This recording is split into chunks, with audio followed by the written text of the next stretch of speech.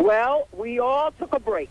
My sisters both each have children, and we realized that 10 years had gone by, and fortunately we had wonderful parents who were very kind in that they raised my sister's children for the 10 years that we spent, doing our thing musically, and so we felt it was very important to just sit back and kind of get back to the real world. Fortunately for most of us, we had other skills. I encourage young people who want to be in the music industry to always make sure that they have some other thing that they do to make money, because you have to eat. You have to have a roof over your head. And for me, that other thing was my secretarial skills. I've always worked in legal and law firms and have always been able to, transition back into, as they say, the 9 to 5.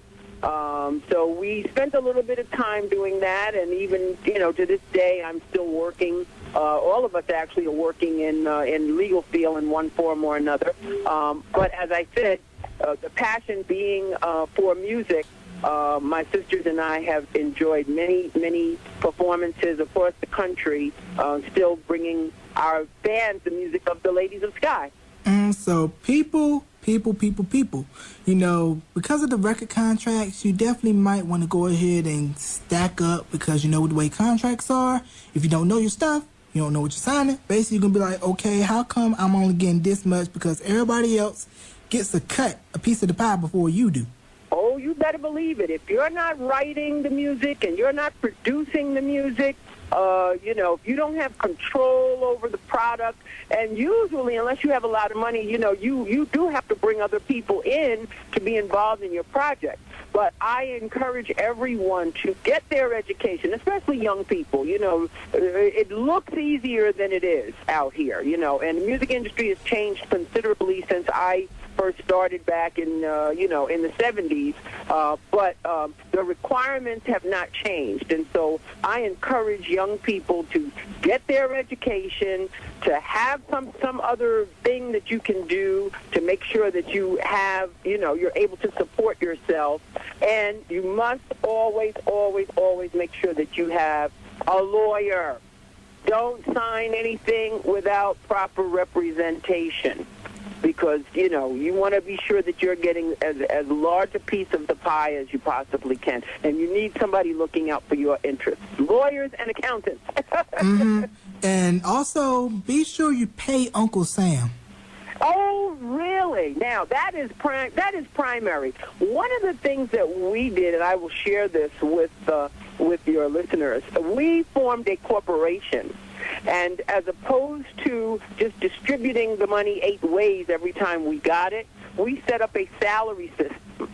And with that, we were able to pay weekly salaries. We took out unemployment insurance. We didn't exactly have health insurance at the time, but through the unions, ASCAP and AF-of-M unions, we were able to, kind of have our health insurance covered. But there's so many aspects of things that you want to be sure that you're on top of. So, very important. Don't pay yourself all of the money. One of the things that we did as a result of that, we were able to pay salaries. Even after we came off the road, we were able to pay salaries for a year after we came off the road. And then turn around and collect unemployment. Wow. So, you have to be smart with the funds. You see a lot of the bigger artists who are making the mad cash, they do wind up, and, some of those people shall remain nameless in this conversation, but they wind up owing the IRS a considerable amount of money, and you don't want to get caught out there like that. Yeah, you definitely don't, because they will come and repossess your stuff. Now, with will take what you got. Now with the music industry changing, you got the internet exploding, record sales are not like they used to, and gone are the days where, you actually got to drive to either LA or New York to go and shop your demos. So how do you feel about the current state of the music industry as compared to back when Skyy was just formed? Well, you know what? I think it's a good thing. I mean, you can now go on YouTube, for heaven's sakes, and become an overnight success.